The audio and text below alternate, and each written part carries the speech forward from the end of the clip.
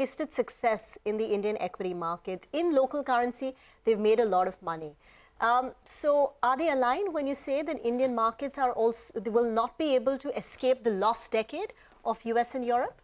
I think a lot of investors, you're very true, especially in America, India is the darling stock market. You know, it appeals to the sensibility of a lot of Anglo-Saxon investors because obviously it's an English-speaking investor base and marketplace. It's also an educated one.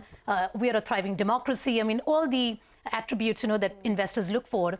The challenge, though, is markets don't care about all that. Ultimately, if real estate is about location, location, location, equity markets are about earnings, earnings, earnings. And if we have a global recession next year, and it could well be a protracted and prolonged one because we've not had a recession for a very long time. So there's a cumulative effect, you know, that tends to show up.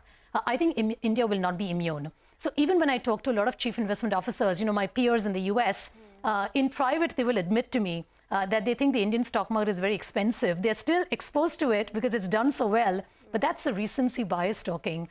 I would say from a forward-looking perspective, I would be far more circumspect. You know, that lost decade is a scary picture to imagine, right? But my only question is, as you said, wage inflation and so the regime change. Why take a call that they will not be able to get inflation expectations under control? I mean, why should we assume that? The reason being that COVID has somehow changed the work habits of a lot of people in societies. I think that you will see that a lot of people have left the labor market permanently. So that's a big challenge because ultimately all of these things are about supply and demand.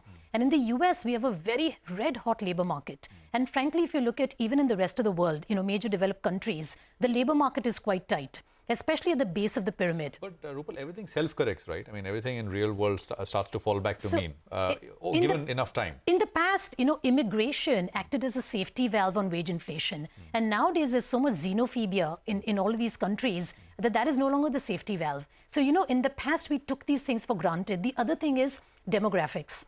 Every society in the Western world is pretty much aging. And so they don't have the same amount of new cohorts of workers entering the workforce as there are leaving. So I think it's those secular forces that people are underestimating. So we've come from a wave of when labor force participation used to go up. And that was very, very beneficial because every new person who makes money, it adds to GDP, it adds to, you know, general wealth effects. And now the opposite is happening. So I think instead of looking at the cyclical, we need to look at the secular. And at some point, the cyclical and the secular coincide. And I think that's going to happen in the decade ahead. I just hope it happens 5 decades out, right?